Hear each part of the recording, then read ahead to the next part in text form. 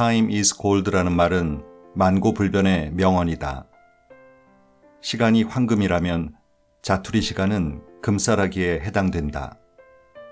금싸라기를 모으면 바로 황금 덩어리가 되는 게 아닌가.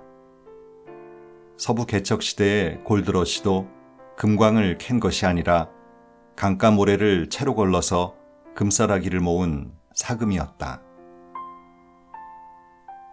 책 읽는 다락방의 제이입니다. 현대인들은 바빠 죽겠다는 말, 시간이 없어서 뭘 못한다는 말을 입에 달고 삽니다. 그런데 어떤 사람들은 바쁜 일정 중에 사람도 만나고 여유 있게 일 처리를 하는 반면 대부분은 일을 하루에 걸쳐 펼쳐놓고 허둥지둥 쳐내기에 급급합니다. 누가 와서 인사를 건네는 것도 반갑지가 않습니다. 이런 차이는 왜 생기는 걸까요? 오늘은 스마트 비즈니스에서 펴낸 독립생활보다 시간 독립부터 먼저 하셔야겠습니다. 란 책을 소개해드리겠습니다. 한 조사에 의하면 우리나라 20대에서 40대 직장인들의 일하는 시간은 점심시간 제외, 야근이 없는 날은 9시간 42분, 야근이 있는 날은 11시간 9분 정도라고 합니다. 여기에 출퇴근 시간, 회의 시간, 커피 타임, 가끔 의무적으로 참석해야 하는 회식 시간까지 감안하면 자기를 돌볼 수 있는 시간이 부족할 수밖에 없는데요. 이런 사람들을 타임 푸어족이라고 합니다. 하지만 시간을 어떤 마음가짐으로 대하고 어떻게 쓰느냐에 따라 시간을 내 편으로 만들 수 있습니다. 이 책을 쓴 이영직 작가는 신은 시간을 아끼는 사람을 가장 앞세운다라는 경구를 들면서 뚜렷한 목표를 갖고 구체적인 계획을 세운 다음 일의 우선순위를 갖고 시간을 내주도적으로 운영하는 것을 시간 독립이라고 얘기합니다. 우리가 시간 독립을 할 수 있을 때 바쁜 와중에도 정신적인 여유로움이 생길 수 있다는 거죠.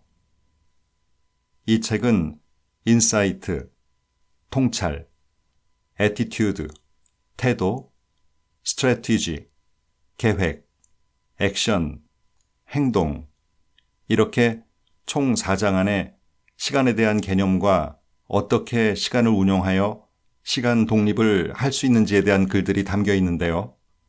오늘은 이 가운데 여러분과 나누고 싶은 글 몇 개를 골라 소개해드리겠습니다.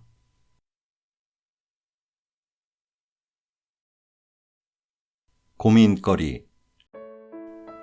시간이 지나서 해결될 일은 걱정하지 마라. 걱정이나 고민은 어둠 속에 있으면 점점 더 몸집을 불린다. 고민거리는 밖으로, 밝은 곳으로 가져가면 사라지고 만다. 어느 사업가의 이야기를 보자. 그는 사업에 대한 고민으로 잠을 제대로 이룰 수 없었다. 잘 되는 날도 못 되는 날도 늘 고민이었다. 이에 그는 일주일 중 하루를 고민의 날로 정하고 고민의 내용을 상세히 적어서 서랍에 보관했다. 어느 정도 시간이 지난 후 그 고민을 열어본 그는 웃음을 터뜨리고 말았다. 당시에는 심각한 고민이라고 생각했던 것들이 시간이 지난 다음에 보니 웃음이 나오는 보잘것없는 것들이었다. 이때 이 사업가는 비가 올 때 필요한 것은 걱정이 아니라 우산이라는 깨우침을 얻었다. 시간이 지나면 해결될 쓸데없는 걱정은 하지 말라는 것이었다. 일주일 혹은 한 달 내내 고민만 하는 사람이 있다. 아니, 1년 내내 고민하는 사람도 있다. 이런 부류는 걱정하느라 아무 일도 하지 못한다. 영국의 한 의과대학에서 연구한 결과를 보면 어린아이는 하루에 400에서 500회 웃는다고 한다. 그러다 장년이 되면 15회에서 20회로 감소한다. 나이가 들면서 기쁨이 사라지고 웃음이 사라지는 이유는 미래에 대한 불안과 염려 때문이다. 걱정이 나를 힘들게 한다를 쓴 정신과 의사 조지 월터는 걱정은 병이 아니라 잘못된 마음의 습관이라고 말한다. 사람들이 쓸데없는 걱정만 없애도 행복 지수는 훨씬 더 높아질 것이라고 강조한다. 다음은 매사추세츠 종합병원에서 실시한 사람이 가지는 걱정에 대한 연구 결과다. 걱정의 40%는 절대로 현실에서 나타나지 않는다. 30%는 이미 일어난 일에 대한 걱정이다. 22%는 사소한 걱정들이다. 4%는 우리 힘으로 어쩔 도리가 없는 걱정이다. 4%만이 우리 힘으로 바꿔놓을 수 있는 걱정이다. 결국 우리가 걱정할 만한 가치가 있는 일은 4%에 불과하다. 이 걱정이 증폭되어 공포의 수준으로 발전하게 되면 되는 일이 없고 마침내 드러눕게 된다. 될 일도 걱정으로 인해 되지 않는다. 사람들이 고민하는 것을 보면 고민하지 않아도 될 일, 시간이 지나면 저절로 해결될 일, 심지어는 일어나지도 않은 일을 가지고 고민한다. 인생은 글자를 알면서 우환이 시작되니 성명이나 대강 적을 수 있으면 그만둠이 좋도다. 어찌하여 초소를 써 빠른 것을 자랑하여 펴보고 놀라 근심하게 만드는가. 나도 일찍이 좋아는 했으나 매번 스스로 웃는다네. 그대도 이 병이 있으니 어찌 고치겠는가. 중국 삼국시대 소식의 시다. 이 시의 첫 구인 인생은 글자를 알면서 우환이 시작된다라는 말에서 식자 우환이 유래했다. 아는 것이 병이라는 말이다. 정보를 많이 가진 사람일수록 의사결정이 느리고 머뭇거리는 경향이 있다. 그래서 망설이는 지식인보다는 조금 모자라는 정보를 가지고 행동으로 옮기는 사람이 성공하는 경우가 많다. 단순함. 알렉산더 대왕이 소아시아 지역인 페르시아 원정에 나섰을 때였다. 지금의 터키 땅 고르디우스 지역을 통과할 때 그곳 사람들로부터 고르디우스 신전에는 도저히 풀 수 없는 매듭이 있으며 이를 푸는 사람이 세상을 지배할 것이라는 예언을 들었다. 대왕은 당장 그곳으로 달려가 칼을 뽑아 단칼에 매듭을 잘라버렸다. 복잡한 일일수록 단순화시켜야 한다. 곁가지를 모두 치고 나면 큰 줄기만 보이고 문제의 핵심이 보인다.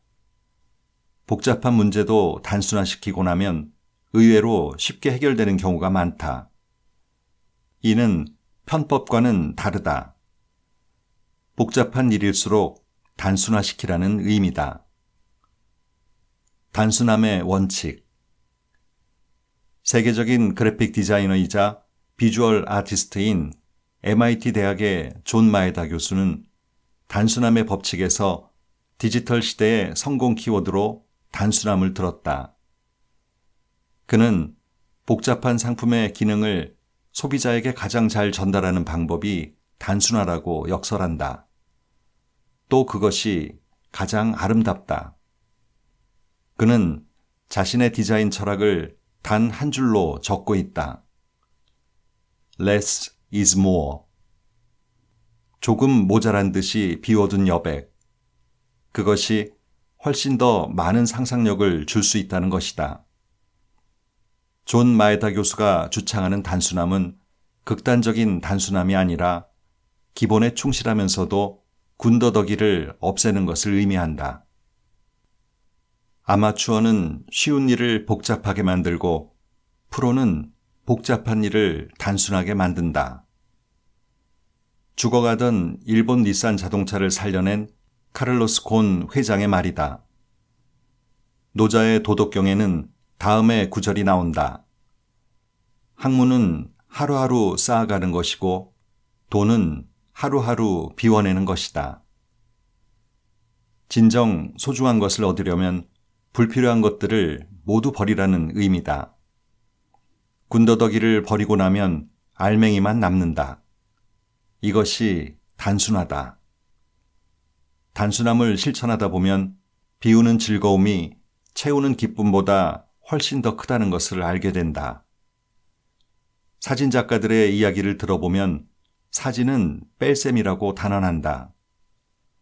화면에 이런저런 잡동사니를 다 집어넣으면 사진이 안 된다. 사진은 덜어내고 과감히 잘라내야 한다. 그래야 좋은 작품이 나온다. 스티브 잡스가 추구한 것도 단순함이었다. 동양의 선불교에 심취했던 그는 단순함의 이치를 깨달았다.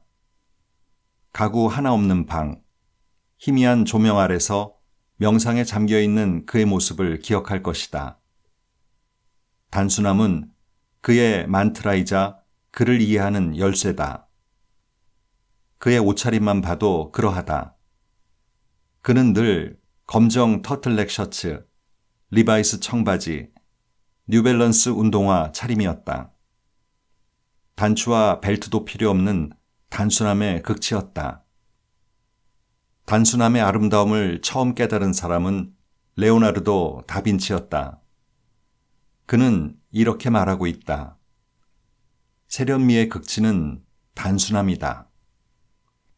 스티브 잡스와 17년간 함께 광고와 마케팅을 맡아온 켄 시걸 크리에이트 디렉트는 미친 듯이 심플해서 이렇게 말한다. 잡스가 거둔 최대의 업적은 맥, 아이팟, 아이폰, 아이패드가 아니다. 그는 일찍이 누구도 생각지 못한 무언가를 성취했는데 그건 바로 단순함이다. 매몰 비용. 한 남자가 죽어서 저승으로 갔다. 저승 심판대 앞에 선 그는 심판관의 질문을 받았다. 이승에 사는 동안 만족스러웠는가? 저의 삶을 돌아보니 아쉬운 것이 너무 많습니다. 남의 눈치 보느라 하고 싶은 것을 하지 못했으며 두려움 때문에 머뭇거리느라 좋은 기회를 모두 놓쳤으며 사는 동안 좀 더 열심히 살지 못한 것 등 후회뿐입니다. 저는 너무 억울합니다. 한 번만 더 이승으로 보내주시면 정말 열심히 살겠습니다. 그러자 심판관이 버럭 소리를 질렀다. 네, 이놈. 지난번에도 한 번만 이승으로 보내달라고 애원하는 바람에 기회를 줬더니만 똑같이 살다 왔구나. 지금 이 순간이 가장 소중하다는 의미로 해석된다. 매몰 비용에 빠지지 마라. 주위를 보면 공무원 시험 준비를 10년 이상 하고 있는 사람들이 있다. 포기하고 싶지만 그동안 투자한 시간이 아까워 포기하지 못하는 경우다. 주식 투자를 하는 사람들이 큰 손해를 보고서도 쉽게 주식에서 손을 떼지 못하는 것은 그동안 투자한 돈이 아까워서다. 본전이라도 찾고 싶은 욕심 때문이다. 그래서 더 큰 손해를 보게 된다. 이처럼 회수가 불가능한 잃어버린 돈과 시간을 매몰 비용이라고 부른다. 세상에서 가장 바보 같은 짓이 과거에 발목을 잡혀서 매몰 비용이 아까워 앞으로 나아가지 못하는 사람들이다. 그리스 신화에 나오는 오르페우스의 이야기를 보자. 그는 아폴론과 뮤즈인 칼리오페 사이에서 태어난 아들로 리라 연주에 뛰어난 능력을 가지고 있었다. 그는 아름다운 요정 에우리디케를 만나 사랑에 빠져 결혼했다. 결혼식 며칠 후 에우리디케는 요정들과 들로 나들이를 갔다가 양치기 소년을 만나게 된다. 양치기 소년 아리스타이오스도 그녀의 미모에 반해 그녀에게 달려들었다. 이에 놀란 에우리디케는 숲으로 도망치다가 그만 뱀에 물려 죽고 말았다. 이 소식을 들은 오르페우스는 비탄에 빠졌다. 그대로 에우리디케를 포기할 수는 없었다. 그는 지하세계의 왕 하데스를 찾아가기로 결심했다. 하데스를 만난 그는 리라를 연주하면서 노래를 불렀다. 그리고는 억울하게 죽은 에우리디케를 돌려달라고 애원했다. 이에 감동한 하데스는 에우리디케를 돌려주면서 한 가지 조건을 붙였다. 지상에 도착하기 전에는 절대로 뒤돌아보면 안 된다는 것이었다. 지상에 도착할 무렵 빛나는 태양을 보고 오르페우스는 에우리디케가 뒤따라오는지를 확인하기 위해서 뒤돌아봤다. 순간 에우리디케는 다시 지하세계로 떨어지고 말았다. 오르페우스는 피눈물을 흘리면서 후회했지만 엎질러진 물이었다. 2번이나 아내의 죽음을 지켜봐야 했던 오르페우스는 마치 실성한 사람처럼 리라를 들고 황야를 떠돌아다니며 페인처럼 살다 죽었다.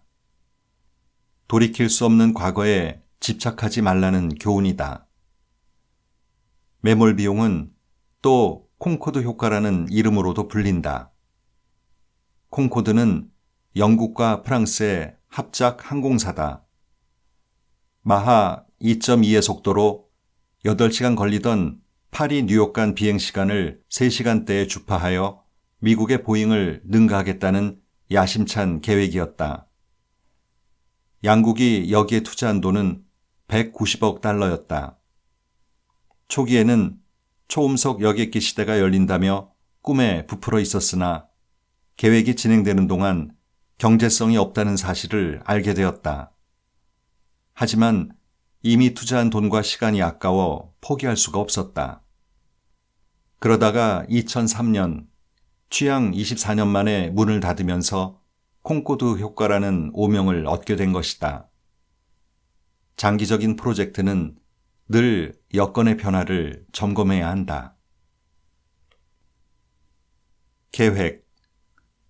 실패를 우습게 보지 마라. 우리는 실패한 사람을 무언가 문제 있는 사람으로 보려는 경향이 있다. 그러나 실패를 우습게 보지 마라. 한 번도 실패하지 않았다는 것은 한 번도 새로운 세계에 도전하지 않은 것과 같다. 아인슈타인의 말이다. 한 번도 미지의 세계에 도전해보지 않은 사람은 회사나 조직에서 상사가 시키는 일을 효율적으로 잘할지는 모르지만 스스로 독창적인 무언가를 이루는 것과는 거리가 멀다. 이런 사람은 평생 노예로 살아야 한다. 상사의 노예이거나 시간의 노예로 말이다. 아마존의 설립자 제프 베조스는 이렇게 말한다. 독창적인 사람이 되고 싶다면 실패를 먼저 겪어봐야 한다. 실패의 법칙에 147과 805 법칙이라는 게 있다. 에디슨이 전구를 만들 때 147번의 실패를 했고 라이트 형제는 805번의 실패를 했다는 이야기다. 실패를 딛고 일어나야 실패로부터의 교훈을 얻을 수 있다. 그러나 실패한 사람의 95%는 진짜 실패한 게 아니라 한 번의 실패에 주저앉은 사람들이다. 세계적인 베스트셀러 해리포터의 작가 조앤 롤링은 하버드 대학 졸업식 강연에서 이렇게 말했다. 여러분이 하버드 졸업생이라는 사실은 곧 실패에 익숙하지 않다는 뜻이기도 합니다. 하지만 성공에 대한 열망만큼이나 실패에 대한 공포가 당신의 삶을 좌우할 것입니다. 인생에서 몇 번의 실패는 피할 수 없습니다. 실패 없이는 진정한 자신도 진짜 친구도 결코 알 수 없습니다. 이것을 아는 것이 진정한 재능이고 그 어떤 자격증보다 가치 있습니다. 실패를 하고 나면 당장 수많은 문제들이 닥치게 된다. 먹고 사는 문제, 가정 불화, 자책감, 죄책감, 두려움, 우울증, 자살 충동 등의 문제가 고개를 든다. 이런 시련을 겪으면서 나만의 철학을 터득하게 된다. 에이브러햄 링컨만큼 실패를 많이 겪은 사람도 별로 없을 것이다. 그는 초등학교를 9개월밖에 다니지 못했다. 잡화점을 경영하다 실패하여 파산하고 17년 동안 그 빚을 갚았다. 주의회의원 선거에서 낙선했고 상원의원 선거에서 낙선했으며 부통령 선거에서도 낙선했다. 그러나 마침내 미 합중국의 대통령이 되었다. 그는 사람들에게 이렇게 말했다. 시도하지 않으면 기회도 없다. 실패해도 후회는 하지 마라. 하버드 대학에서는 실패해도 후회는 하지 마라고 가르친다. 최선을 다했지만 실패했다면 그것은 후회 없는 실패다. 즉, 후회하지 않을 정도로 최선을 다하라는 의미다. 우리는 실패를 통해 많은 것을 배울 수 있다. 그래서 한 번 실패한 사람이 더욱 힘차게 일어설 수 있는 것이다. 그러나 대부분의 사람들은 시도했다가 실패한 것보다는 한 번도 제대로 도전해보지 못하고 후회만 하는 사람들이 많다. 이거야말로 진짜 실패한 사람들이다. 칼럼니스트 엘레나 프랜시스는 실패에서 배울 수 있는 5가지 교훈이라는 제목의 기고글을 통해 실패는 반드시 부정적인 것이 아니며 실패가 우리에게 주는 유익한 점이 있다고 강조했다.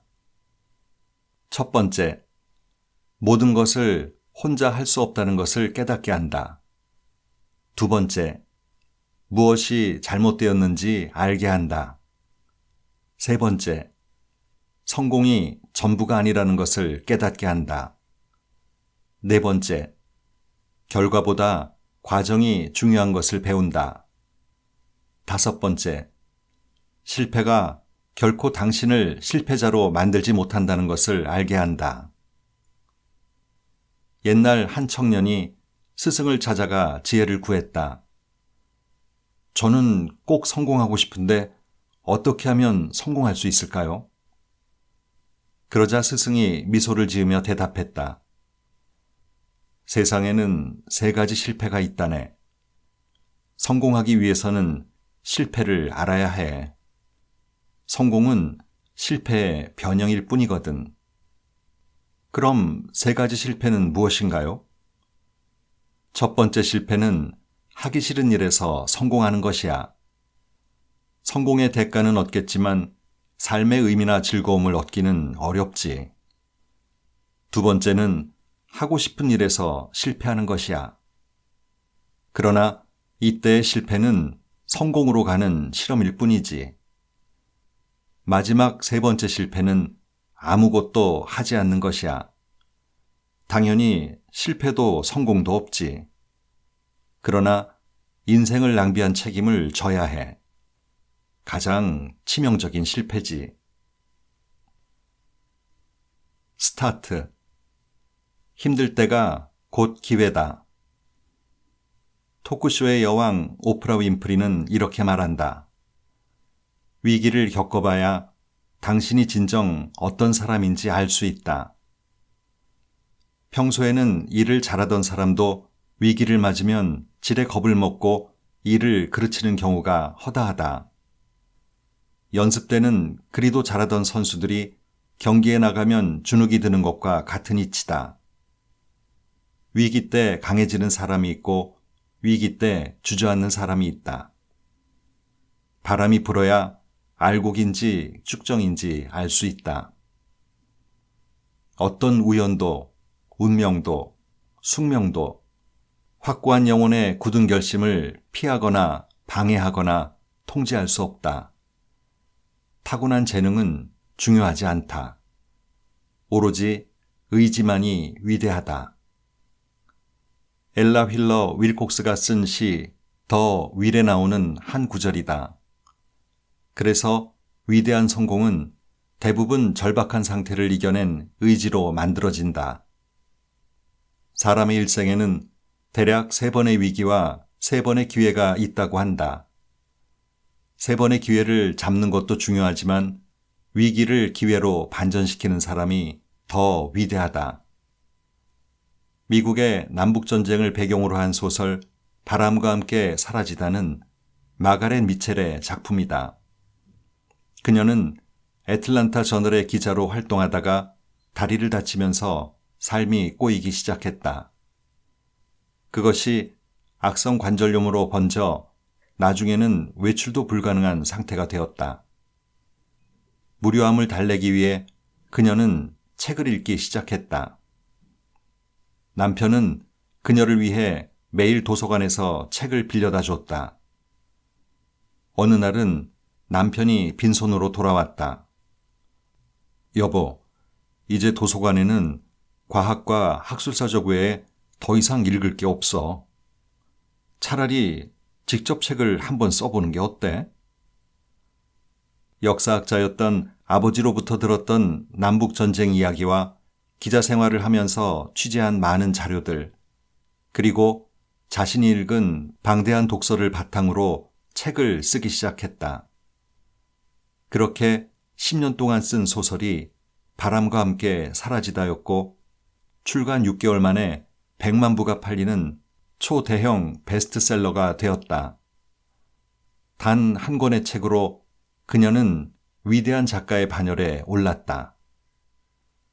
시간 관리 혁명을 쓴 사이토 다카시는 이렇게 말한다. 인간은 조건이 제한될수록 능력을 발휘하는 존재다. 사람은 위기가 닥치면 살아남으려는 본능 때문에 능력이 배가 되는 게 보통이다. 예를 들면 아이가 위기에 처하면 아이를 살리려는 엄마는 초능력을 발휘하고 불이 난 집에서는 혼자 걷기도 어려운 노인이 가구를 들고 뛰쳐나온다. 반대인 경우도 있다. 위기가 본격적으로 닥치기도 전에 포기하는 사람들이다. 당신은 어느 경우인가? 지금 당신에게 당면한 위기가 있는가? 그렇다면 이 기회에 자신의 능력을 시험해보라. 타이밍. 라레의 분류법. 라레는 나폴레옹 시대의 유능한 군의관이다. 나폴레옹보다는 3살이 많았다. 어려서 부모를 잃고 외과 의사였던 삼촌의 손에 자라난 라레는 자연스레 외과 의사로 가업을 이었다. 군의관으로 전쟁에 참여한 라레는 부상병들이 제때 후송되지 못해 적절한 치료를 받기도 전에 목숨을 잃는 것을 수시로 목격했다. 이 문제를 고심하던 라레는 마침내 나폴레옹 군대가 자랑하는 포병을 보고서 아이디어를 얻는다. 라레는 마차에 대포 대신 카트를 달아 전장에 투입하여 부상병들을 신속하게 후송할 아이디어를 낸 것이다. 후송용 구급마차가 전장에 처음으로 등장한 것이다. 이 마차는 개량을 거듭하여 나중에는 전투 중인 야전에서 응급수술도 가능한 이동식 야전병원으로 발전했다. 나중에는 날아다니는 앰뷸런스로 불렸다. 나아가 라레는 나폴레옹에게 건의하여 환자 분류 체계와 우선순위를 뜯어 고쳤다. 당시의 군의관들은 부상자를 계급순으로 치료했다. 즉, 경미한 부상을 입어도 계급이 높으면 우선 치료 대상이었던 것이다. 하지만 라레는 환자의 상태에 따라 3단계로 분류했다. 이른바 트리아주 분류법이었다. 1. 지금 즉시 치료를 안 해도 되는 사람. 2. 지금 치료해도 늦은 사람. 3. 지금 치료하면 살릴 수 있는 사람. 자, 어느 환자부터 치료할 것인가? 문외한이 보아도 3번이 1순위다. 그 다음이 1번이고 2번을 포기하는 것이다. 라레의 이 분류법은 많은 부상병들을 죽음으로부터 구해냈다. 그런 라레가 마음에 들었던 나폴레옹은 전장에 그를 데리고 다녔다. 아프리카 전선, 마지막 전투였던 워털루까지 말이다. 하지만 워털루 전투에서 라레는 프러시아군에 생포되어 처형될 위기에 놓였다. 그때 라레를 알아본 프러시아 군의관이 라레를 사령관에게 데려갔다. 사령관은 수년 전 자기 아들이 전장에서 부상을 당했을 때 라레가 국적을 초월하여 인도주의 정신으로 아들을 치료해 살려준 것을 기억했기에 라레를 환대하고 석방했다. 나폴레옹이 1821년 유배지인 세인트 헬레나에서 숨을 거둘 때 라레에게 10만 프랑이라는 거금을 유산으로 남겼다. 그리고 이렇게 말했다. 그는 내가 만난 사람 중 가장 훌륭한 의사였다. 급하지는 않지만 중요한 일, 중요하지는 않지만 급한 일, 그 중에서 어느 것을 먼저 해야 하는가? 중요한 일을 먼저 하고 급한 일은 그 다음에 하거나 다른 사람에게 위임하는 것이 좋다. 일의 우선순위는 다음과 같다. 급하고 중요한 일부터 해결하고, 급하지는 않지만 중요한 일에 집중하고, 중요하지 않지만 급한 일은 다른 사람에게 맡긴다. 급하지도 중요하지도 않은 일은 손을 뗀다. 시간은 누구에게나 공평합니다. 하지만 이 시간을 어떻게 사용하느냐에 따라 인생의 어느 시점에서는 흙수저도 금수저가 될 수 있고 개천에서 용이 나는 기적도 생깁니다. 구체적인 계획도 중요하지만 무엇보다 중요한 것은 실천이겠죠. 오늘도 좋은 하루 보내세요.